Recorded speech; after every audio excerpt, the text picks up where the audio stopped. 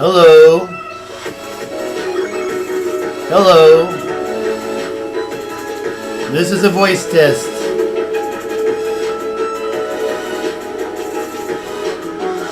I guess I have music. I don't need to do that. Alright, alright. It sounds a little tinny. It sounds a little tinny, but I'm here to show you about the origins of Halloween.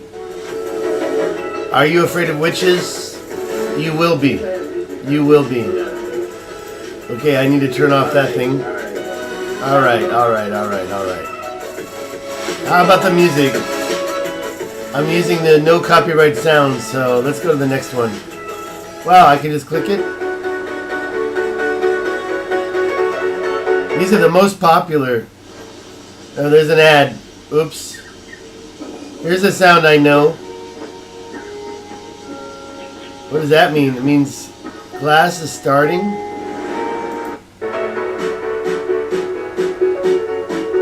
Let's go to Zaza.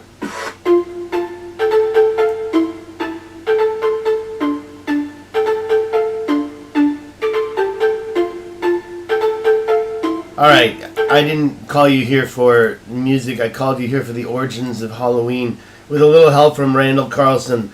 He really gave me a lot of information, and I'm going to do a quick presentation in anticipation of the class that I'm doing tomorrow night.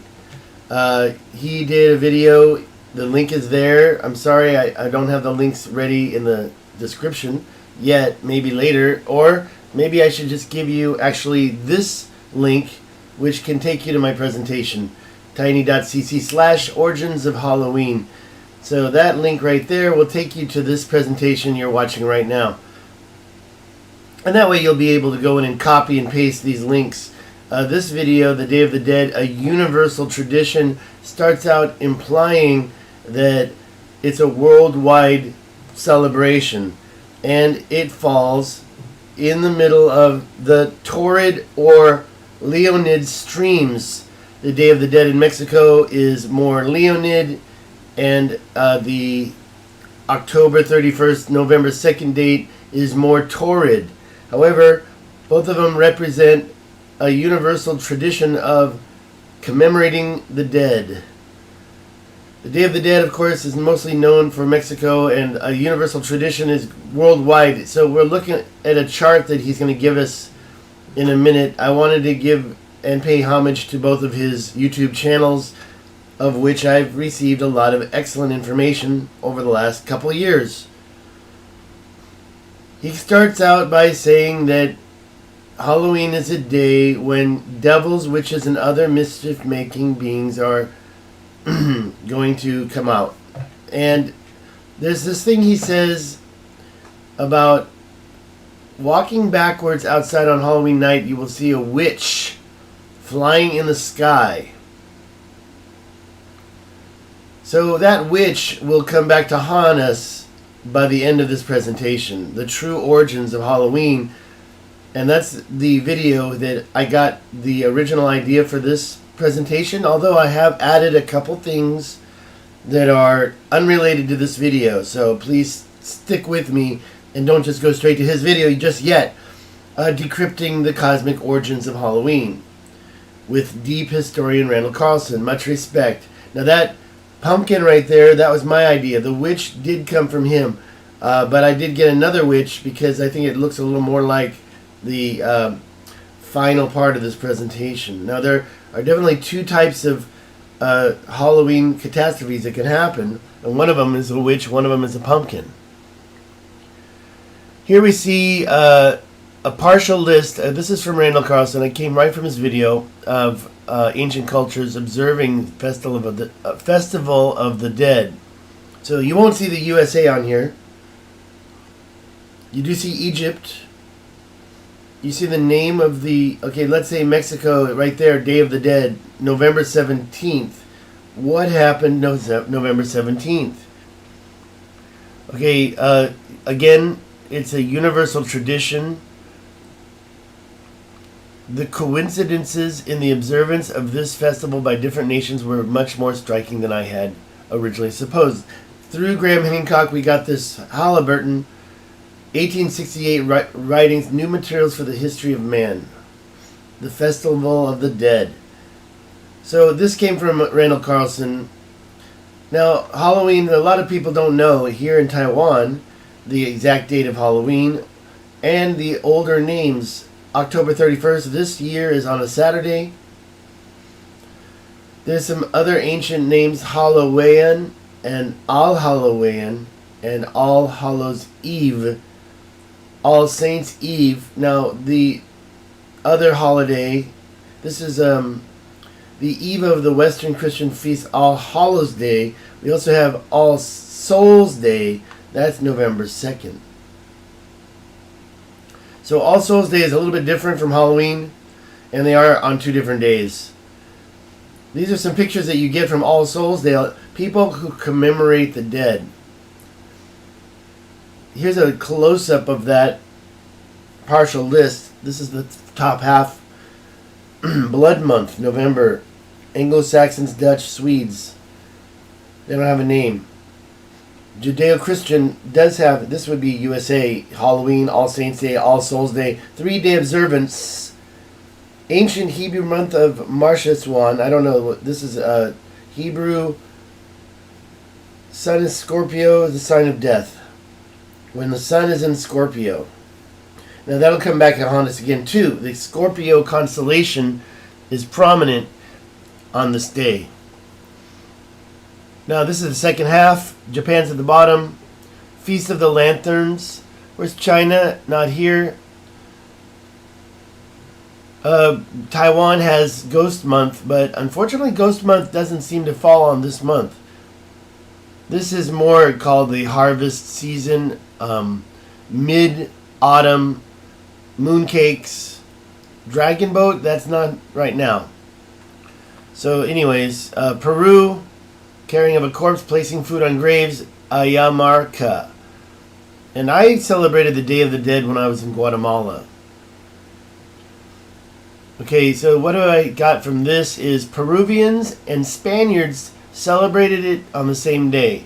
So what you see is a universal tradition on the same day around the world. 1859, he says that he said, how did the festival get from Spain to Peruvian if it was pre-Christopher Columbus?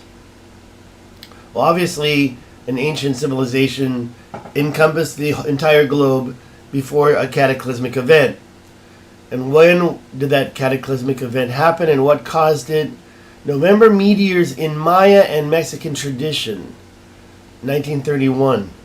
Even before the Spaniards ever arrived, the falling hairs, which represents the shooting stars that come out of one of the, if it's November 17th, the Leonids.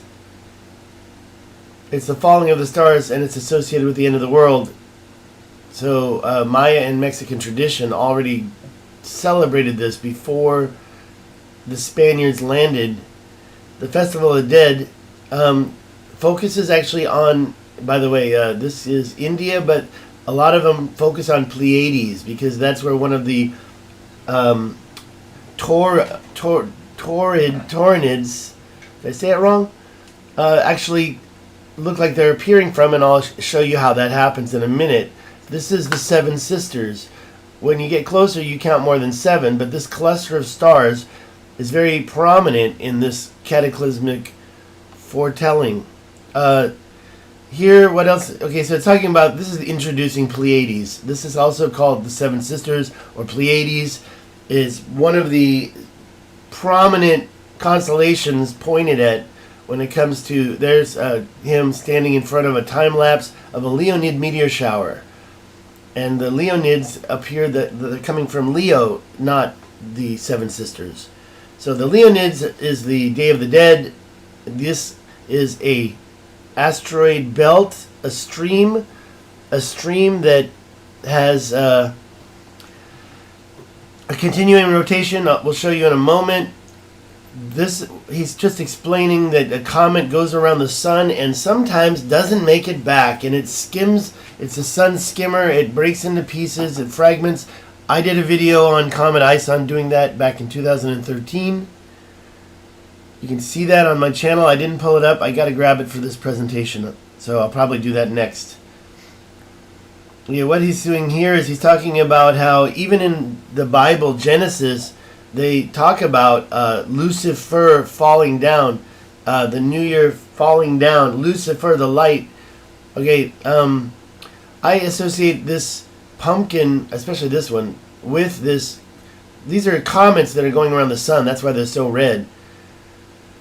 But you can see even in the Maya Codex, these comets falling down, these stars. And this sign, which is supposed to be a rattlesnake, is supposed to be actually the Seven Sisters, this constellation. I don't have evidence of that in this presentation, but I did want to present it. And Lucifer bound and falling. Now, we get into this culture. Now, this is very significant. What do you see here? You see, forgot this dude's name, but he is Mithrian, and he is stabbing, I think, what's his name? Is it Mithra? I don't know if it's Mithra, but it's they're wearing these Phrygian hats, and they are basically early signs of liberty, right? But not quite yet. They're getting the bull, Taurus the bull, and they're getting in the shoulder. Now that's where the Seven Sisters are in the constellation. Also, the dog. Now it's a little backwards, but the dog is also right there. Is that Orion? No, that's a trumpet. That's a torch-bearer, and his torch is upside down. Now this torch is upright, but this torch is upside down. We'll see that in Mayan culture too. In Mayan culture, the pre-classical period is 2,000 years ago BC. So Maya civilization's pretty old. I mean, we're talking about 4,000 years. The classical period is like exactly the same as Rome, almost, and that's basically this symbol, which was in the Dresden Codex, came from the classical period. However, you have to think that it probably originated much earlier than that, and you've got a Mayan symbol with an upside down torch, upright, upside down. This is supposed to signify this end of world cataclysm, so far away from each other, right? This is Turkey, this is Maya, so Mexico, Guatemala. And it's just a startling fact that the Peruvians celebrated this ancient this ancient commemoration on the same day as the Christians. So if you go back to this map, Peru's down here, and the Christians are up here in Europe. So again, around the world, this is the one. These are the guys, the Mithrans, and Mithraism was a kind of a. I don't want to get into it here, but it was a. Well, I don't even know if this is the correct connection here, so I'm gonna pass that. But you can see that they have this Phrygian Cap, and this one portrayal. We're gonna talk about that. Yeah. So this is Mithras right here wearing a Phrygian Cap. This is Columbia. The same woman as the Statue of Liberty wearing a Phrygian Cap. This is actually a metal Phrygian Cap with a special eagle built in, kind of special. This is the Marianne, the French Marianne. She represents liberty. So they also call it a Liberty Cap. And I grabbed all this information. I'm done showing the cap stuff. Back to the Seven Sisters, did I say it wrong? Andromeda? No, sorry, not Andromeda. Sorry, Pleiades. Andromeda is another another galaxy. Pleiades right there. You can see it in this little map. The blue line is in the middle, and Pleiades is right there. Oh, that's actually part of Aldebaran. Is the big star here? That's Taurus. Now you see Orion. Everybody knows Orion. Also, you have to remember there's Canis Major and Canis minor, and Canis major. The dog is here. So when they say the blood is running into the mouth of the dog, well, they're kind of skipping past Orion, aren't they? But you can see it here in the real thing. There's the Seven Sisters right there. There is that star called Aldebaran, and so this is Taurus, and the southern Taurids are right there, and the northern Taurids are right there. So what you see there is the stream. That's the, you see both sides. But actually, no, I take that back. I think that means there's two streams because they're both coming in the same direction. So now we also can see these autumn aretids, but that's not related in November, or is it actually? So it's another stream. It's autumn, right? Not sure what date we're actually in the stream, but it takes about 3 or 4 days to pass through. And so November 2nd, you're passing through these torrid streams. Again, you can see a little closer.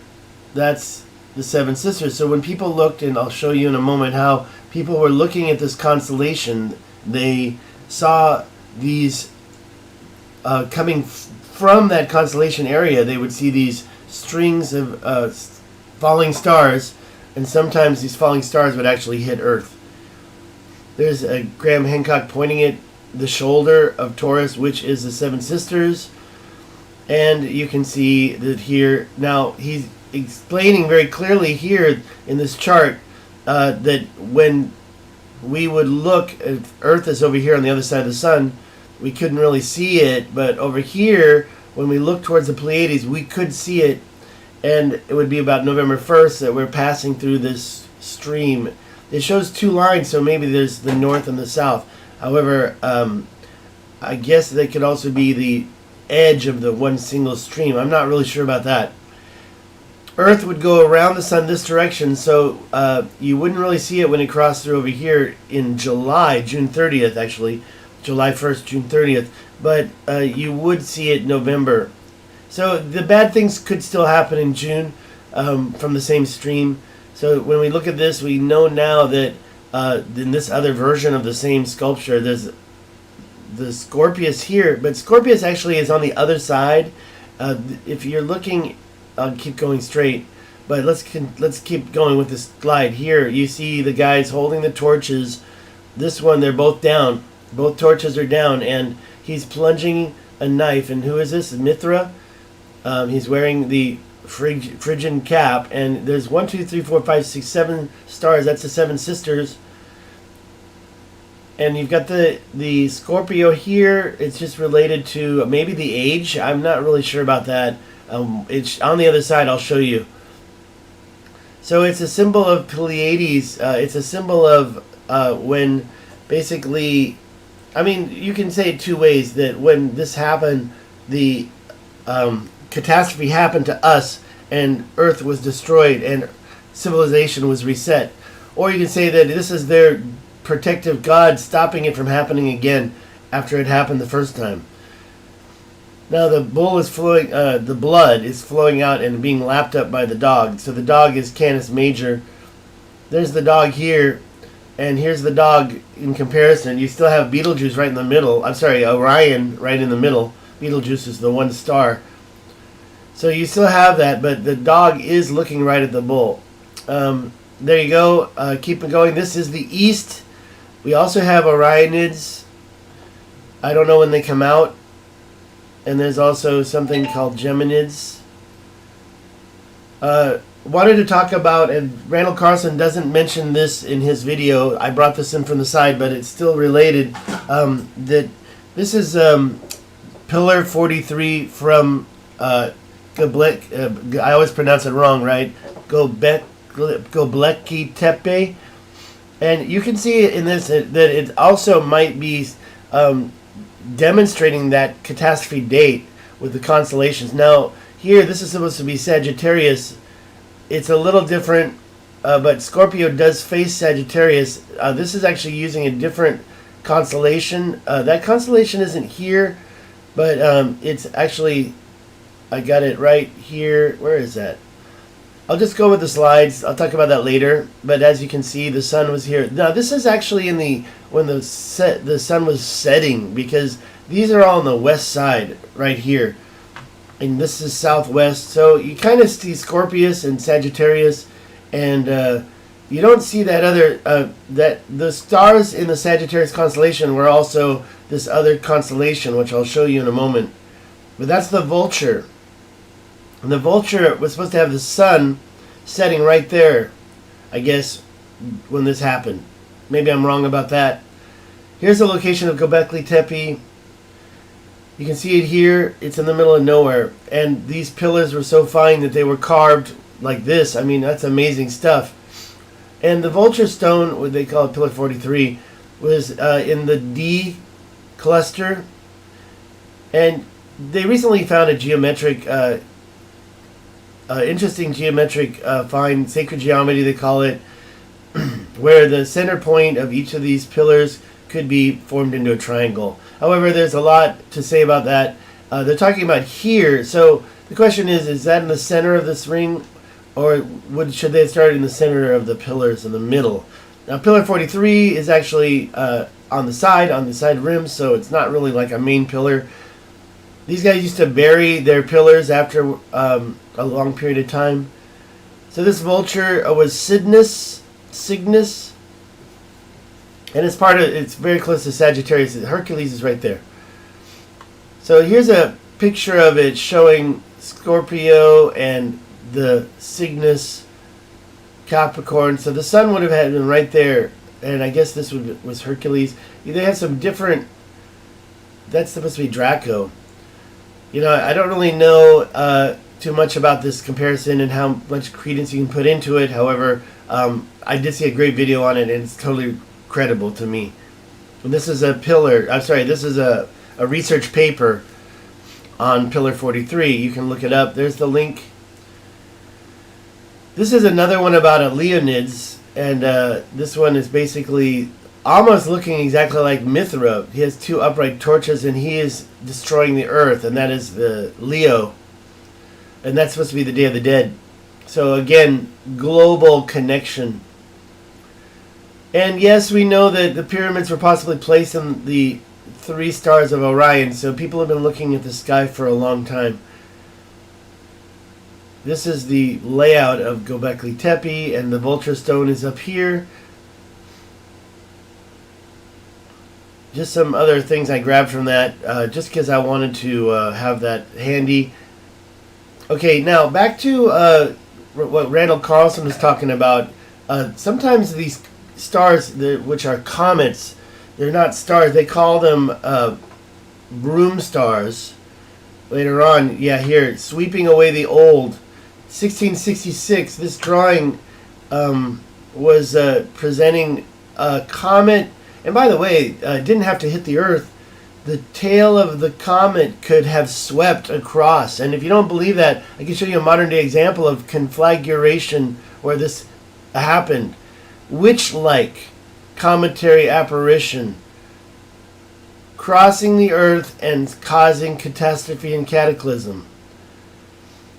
And here's a picture of the, well, this is not Pleiadian, yeah, the Pleiadianids. I don't think that's the word. I think it's more Taurids, but people would see these witches coming out of the sky and possibly sweeping along the Earth. If it's a comet, if it's a fragment of a comet, it's got a charge, it's got a tail. Sometimes comets came close to the Earth. I did a video in 2013 how Comet Ison got close to Mars. You should check that out. It was a very popular video at the time. So it goes back to this thing about if you put your clothes on inside out and walk backwards on Halloween, you will see a witch flying in the sky at midnight.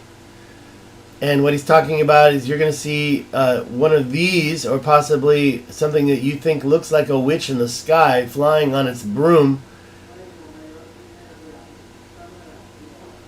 What's that? That is a video playing. I don't know why it's playing. Where is that video? Oh, I know, because it stopped. I see. Yeah, let me just put that. Yeah. Great. Thank you. So, back to this. We're going to put it back on presentation mode. Hate it when I'm on a roll, right? Suddenly I hear someone talking. Okay, so the witch in the sky was that comet, and it's possible that that witch can be considered the same thing if you look at the similarity between that and a broom. Getting close to the end of this presentation, did Mrs. Orleo's cow start the Great Chicago Fire? Well, that actually a different video by Randall Carlson talks about conflagration, and there was even a fire up here apparently. I'm not sure if it was the same period or not, but they mentioned one up here. So when you talk about a possible comet, I mean, how does a fire simultaneously start across a lake? Did an ember cross the entire lake and start the fire? I doubt it. Chicago, it's not really in the line, but maybe there was a lot of other fires here that were mentioned but not shown in this map. The simultaneous catastrophic outburst fires of October 8th.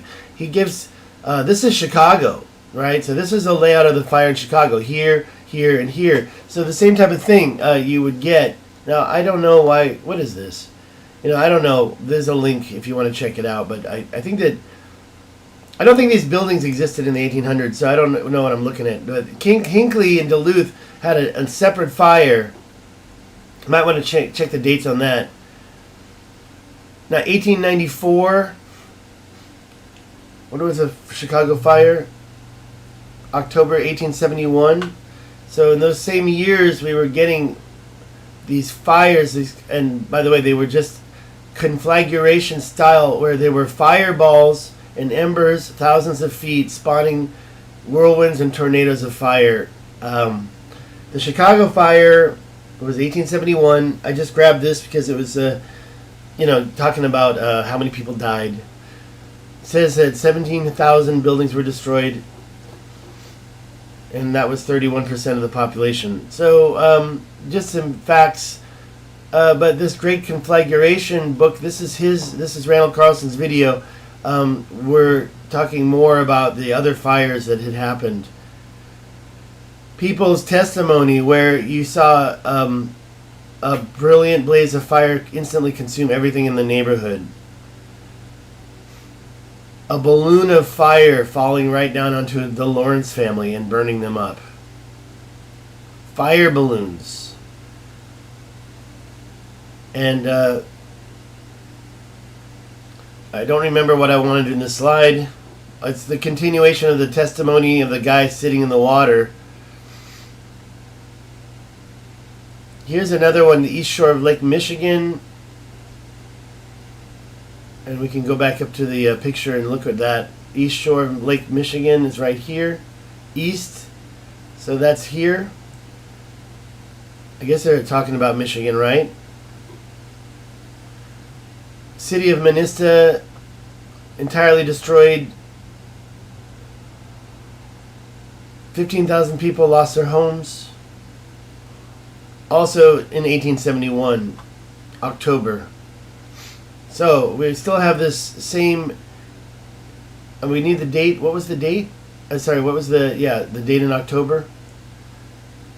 Here's another fire one in the 8th of October, Manistee, Michigan. Also in 1871, so I guess that was it, the 8th. A little bit out of date right there as far as being in the stream. Also, you feel like when you have these conflagrations, they must be caused by more of a comet with a tail. However, because the comet doesn't have to hit the Earth when something like this happens.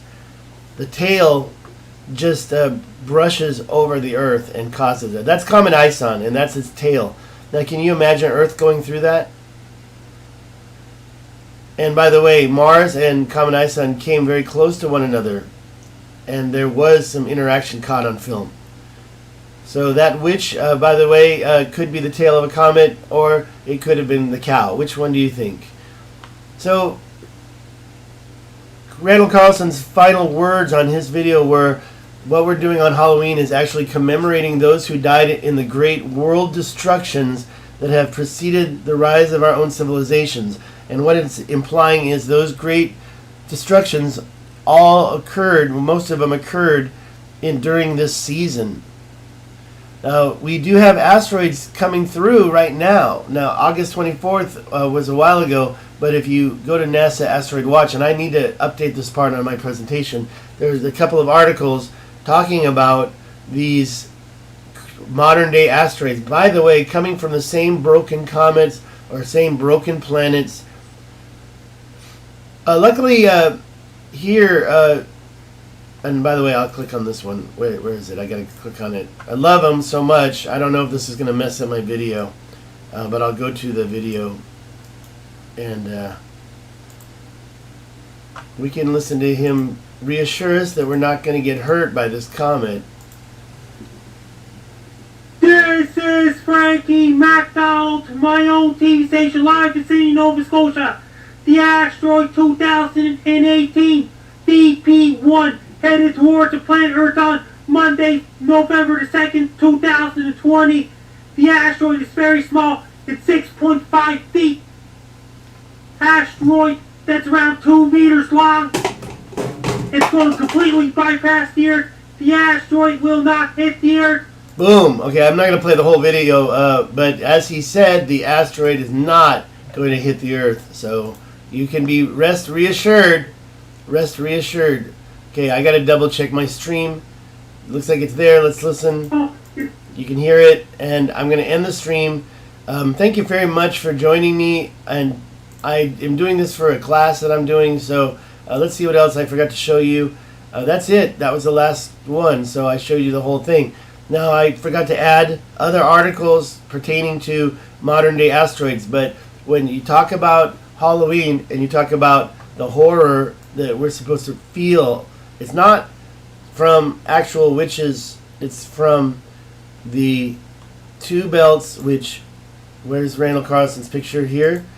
That's not it, but that's what we can see from the Earth, and that's what people have been seeing from the Earth for thousands of years, and they would tend to associate it with the end of the world because they knew that there were stories where during this season, during November 2nd to November 17th, these asteroid belts, we're crossing through them, and when we cross through them, we do it in a way where, and depending on where we are in the procession, I just saw another great video, I'll check it in my stream, that I actually wanted to try to put that, I don't really have an excuse, but I wanted to put it together with the other video because it was right here. Yeah, that's it right here. How I was just watching it again, I'd seen it before, how geography turned the Sahara green. And it shows that there are three effects. We don't just simply orbit the sun. And I have a lot of questions about this in the procession because every 26,000 years the sun goes through a certain wave. And it's a 3D wave, so it's going it's a vortex, and it's going around, and it seems to spiral, and it seems to fluctuate.